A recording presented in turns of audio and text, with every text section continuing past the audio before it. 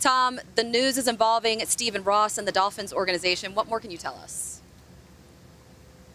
Calling major discipline today from the NFL for the Miami Dolphins organization and owner Stephen Ross, but it is for tampering, not tanking. Specifically, the NFL, in the course of its investigation led by an independent investigator, found impermissible contact on many occasions between members of the Dolphins organization up to and including Stephen Ross with both Tom Brady in his time with the New England Patriots going back to August of 2019 and continuing to the 2020 or the postseason after the 2019 season, again during and after the 2021 season when, of course, Tom Brady initially retired, then came out of retirement and went back to the Buccaneers. The league also says it found impermissible contact between the Dolphins and Sean Payton at a time that Payton was still the New Orleans Saints head coach, and only after did the Dolphins contact the Saints requesting permission to speak to Payton.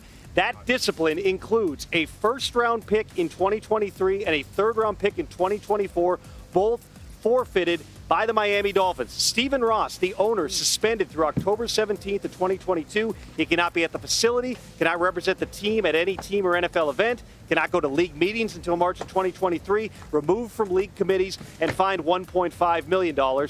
Bruce Beal, who's a vice chairman and limited partner of the Dolphins, also cannot attend league meetings through the 2022 season and fined $500,000.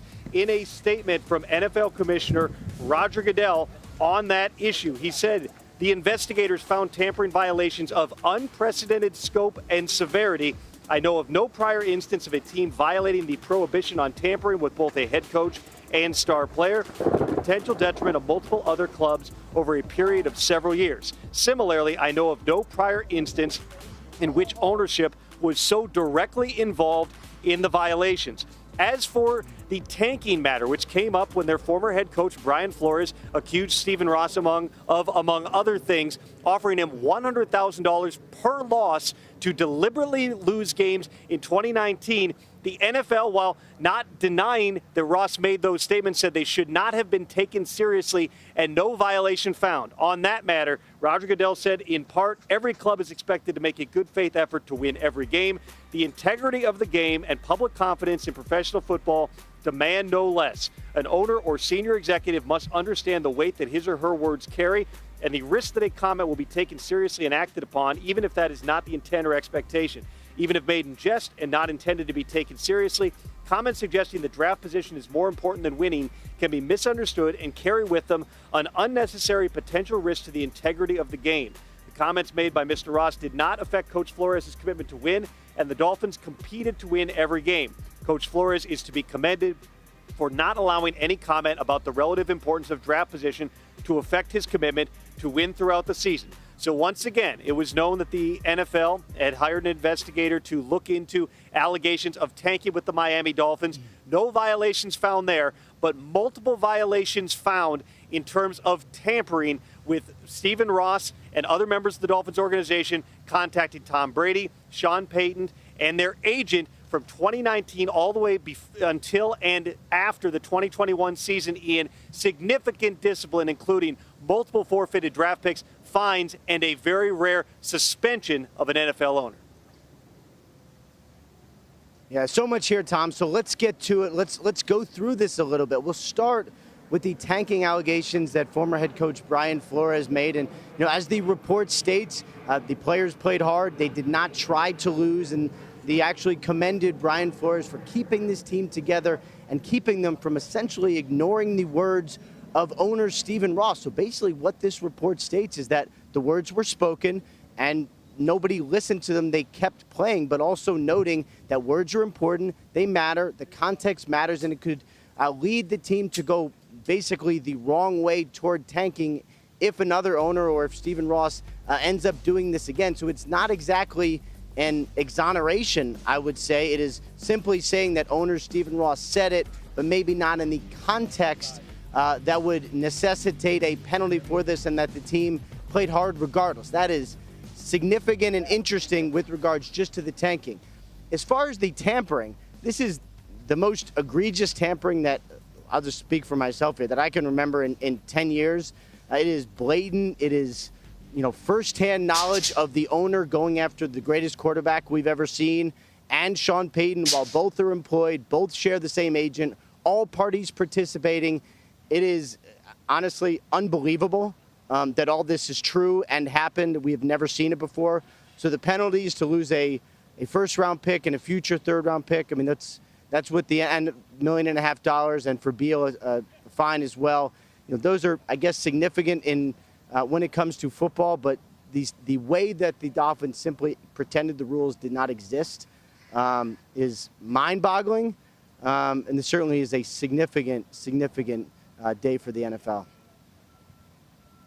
Yeah, and Ian, let's look at this in a lot of different subjects in a lot of different contexts, right? The NFL has often been criticized for not holding its owners to the same standards that it holds its players. But now they're saying there's a 6-month investigation, which clearly some people on the inside cooperated to where they found enough evidence to hand down this type of evidence. So now let's go to the tampering thing. This is akin to an athletic director or a head football coach going out and doing some illicit things to try to get the top recruit or top head coach instead of, and excuse the reference, the bag man doing it.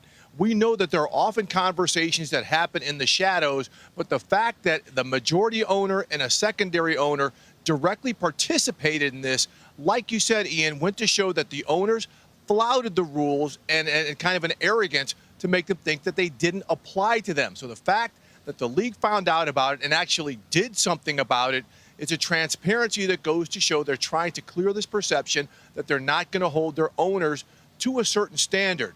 Now, I want to, the tanking element, you went over it very well, but I also want to see what what these punishments can happen and how severe they are. Losing a first-round draft pick.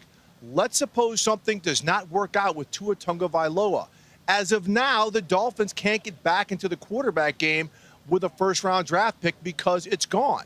Maybe they trade away and get another first-round draft pick to get back in the game, but that's an awful lot of freight if they've got to get high enough in the draft to get back in that game. So that's something that affects someone like Chris Greer and the general manager to see if they've got to spend salary cap space to go out in free agency to do this instead of maybe drafting a young quarterback. But a lot of severe implications here. And again, the fact that the league cracked down on an owner or two owners the way that it did for the same club goes to show that maybe after all the criticisms they've taken with Daniel Snyder and several other owners, that they're trying to show its fan base and the claims of integrity that they're being a lot more serious about it.